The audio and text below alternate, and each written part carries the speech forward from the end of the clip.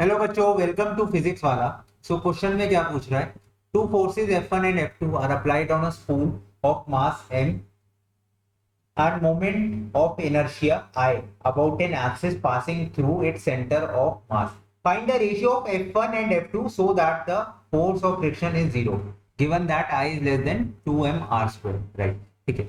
तो ये स्पूल दे रखा है, रेडियस r है और इधर रेडियस 2r है। हमने फोर्स लगाई F1 एंड F2। हमें रेशियो निकालना है such that force of friction is zero. कोई फ्रिक्शनल फोर्स जो है पीछे की डायरेक्शन में नहीं लग रही है। ये उसने क्वेश्चन में हिंट दिया है हमें F1 और F2 का रिलेशन निकालना है। काफी सिंपल है। आप बताइए नेट फोर्स ये किसके बराबर होता है? मास इनटू एक्सेलरेशन के बराबर। ठीक है। या मैं इसको लिख सकता हूँ टोटल मास इनटू एक्सेलरेशन के बराबर होता है, नेट एक्सेलरेशन के बराबर। या एक्सेलरेशन नेट को मैं लिख सकता हूँ फोर्स नेट अपॉन मास। अच्छा, ठीक है। एक्सेलरेशन को मैं एक और चीज लिख सकता हूँ, एक्सेलरेशन को मैं एक और चीज लिख सकता हूँ, that is nothing but R alpha. R alpha. ठीक है। तो एफ नेट अपॉन एम यानी टोटल मास किसके बराबर आ गया? आर अल्फा के बराबर। ठीक है। अब नेट फोर्स, अब इन दोनों को आपस में आप इक्वेट कर दो, रिलेशन आ जाएगी। नेट फोर्स क्या है? F1 plus F2, F1 plus F2 upon mass कितना दे रखा है आपको? कैपिटल है। That will be equal to R alpha. ठीक है। अच्छा, अब ये हम कैसे पुट करेंगे? आर की जगह पुट कर दिया 2r।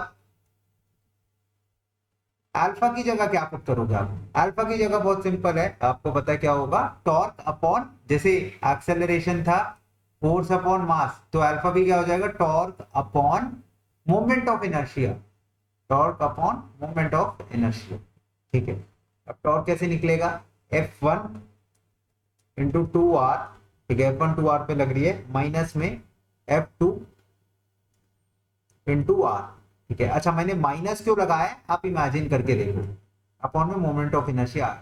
माइनस क्यों लगाया है F2r के आगे? देखिए, ये इसको इस डायरेक्शन में लेके जा रहा है और ये इसको इस डायरेक्शन में लेके जा रहा है। F1 लेके जा रहा है एंटी क्लॉकवाइज, F2 लेके जा रहा है क्लॉकवाइज। तो जो हम क्लॉकवाइज डायरेक्शन होते हैं उसको हम क्या लेते हैं? क्लॉकवाइज डायरेक्शन को,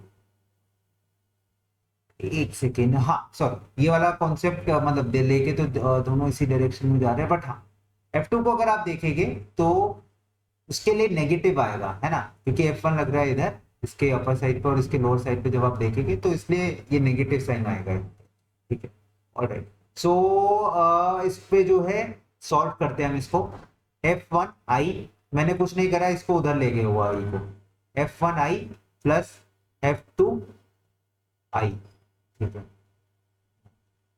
अच्छा, मास को इधर ले जाओ, आप मास को इधर ले जाओ, तो ये क्या बन जाएगा? 4m, 2 to the 4 m F1 into R square, minus में 2m are square, 2m r square into F2। ठीक है। चलिए, अब F1 वाली टर्म्स को एक साइड ले जाओ और F2 वाली टर्म्स को दूसरी साइड ले जाओ, तो ये हो जाएगा F2i plus 2m are square F2 is equal to 4m F1 R square minus F2 i, F2 i, है ना। तो एक second, F1 i, sorry F1 i, F2 i नहीं, F1 i। F2 bar common ले लो, आपके पास अंदर क्या बचेगा? i plus 2m are square. यहाँ पे F1 आप कॉमन ले लो, आपके पास अंदर क्या बचेगा? 4m r square minus i। ठीक है। अब यहां से F1 और F2 का रेशियो आपके पास आ चुका है, आप इसको निकाल सकते हो F1 बाई F2। इसको इधर ले जाना और इसको और F2 को उधर ले जाना, है ना। तो F1 बाई F2 आपके पास आ जाएगा i plus 2m by r square upon 4m r square minus i। ठीक है। तो ये आपके पास रेशियो आ गया। ठीक है। तो रेशियो इसने पूछा था, इससे ज्यादा हमें कुछ निकालना नहीं है। राइट। आई होप आपको क्वेश्चन समझ आया होगा। ठीक है। So thank you for choosing physics वाला। काफी रोटेशन के कॉन्सेप्ट्स इसमें, बेसिक कॉन्सेप्ट्स यूज हुए, तो यही आपको लगाने थे। And question is here, right.